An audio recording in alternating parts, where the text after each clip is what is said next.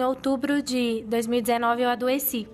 E foi muito, assim, assustador, porque foi do nada. E quando eu fui tomar banho, eu tirei a roupa e eu assustei, porque eu tava cheia de hematomas. Parecia que eu tinha sido atropelada. E nessa hora, minha mãe se desesperou. Ela falou assim, filha, vai pro hospital agora. E eu fui pro hospital. E aí, quando eu fui mostrar pro médico os hematomas já tinham se quadruplicado. E eles nasciam hematomas na frente dos médicos. E o médico nunca tinha visto aquilo. E aí ele, só um minuto que eu vou chamar outro médico. E aí veio esse médico, ele, só um minuto que eu vou chamar outro médico. E começou a chamar um, outro, até que já tinham vindo 15 médicos.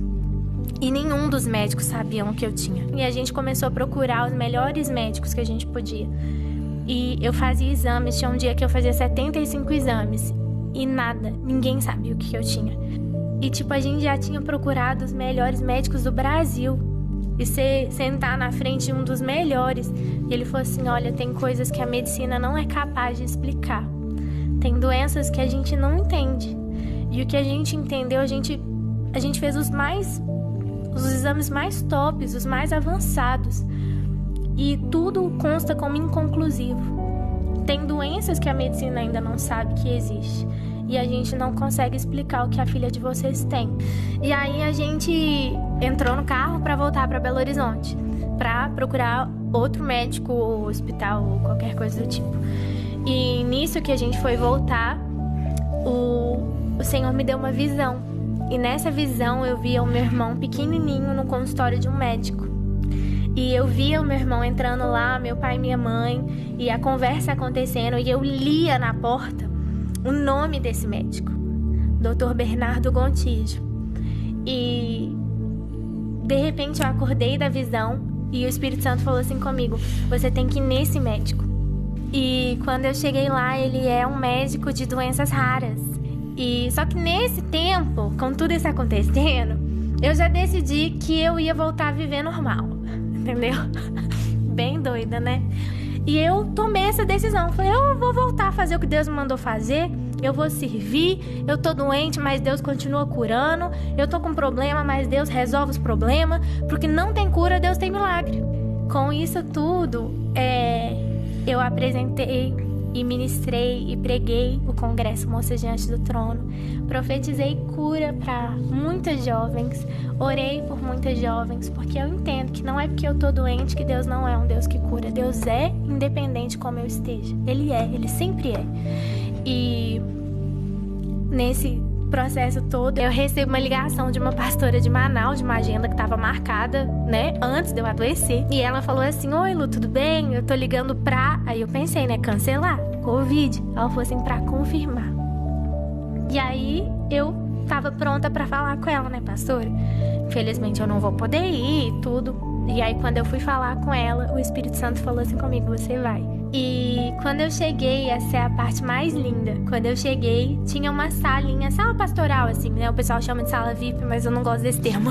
Aí tinha a sala ali e quando eu entrei, tinha um cara tomando soro na veia.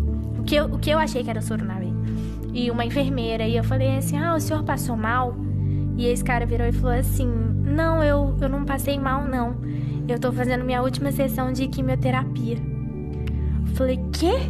Ele falou assim, eu não quis deixar de vir. E eu tenho um câncer terminal. Eu tenho um câncer de 11 centímetros.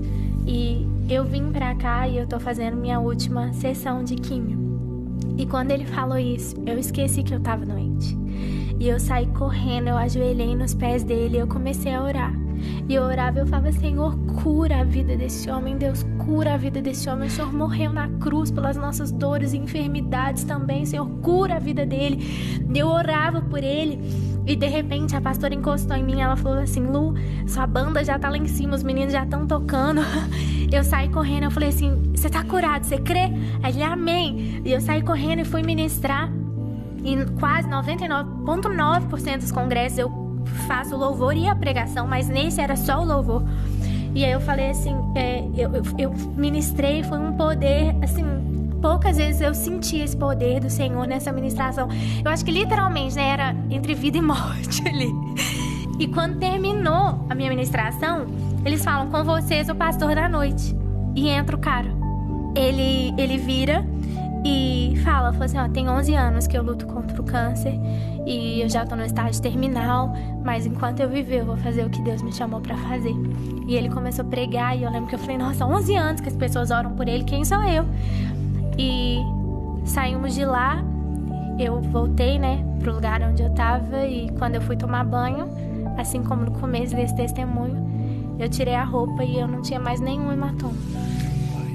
Enquanto eu orava para que outra pessoa fosse curada, Deus me curou. E o mais lindo, pastor, é que quando eu voltei, eu liguei pro meu médico, eu falei assim, doutor, eu fui curada. E ele falou assim, olha, não tem como, você tá tomando seus antidepressivos? Ele tinha me dado pra eu entender a situação. Eu falei, não tô, porque eu não tô precisando disso. Eu falei assim, eu fui curada. Ele falou, não tem jeito de você ter sido curada, isso é uma doença que não tem cura. Eu falei, quando eu voltar, você vai me ver, eu fui curada. E quando eu voltei, ele e os 15 médicos atestaram que eu fui a primeira pessoa a ser curada dessa doença. E pra finalizar, nesse dia que eu recebi o atestado de cura, e eu recebo um WhatsApp. E esse WhatsApp falava assim, oi Lu, tudo bem? É o pastor que ministrou com você em Manaus. A pastora Luciana, que era a pastora que nos convidou, me passou seu número e eu queria que você visse esse documento que eu tô te mandando. E quando eu abri o documento, falava assim, e nenhuma célula cancerígena se encontra mais presente. Meu! Esse é o nosso Deus. Gente, olha...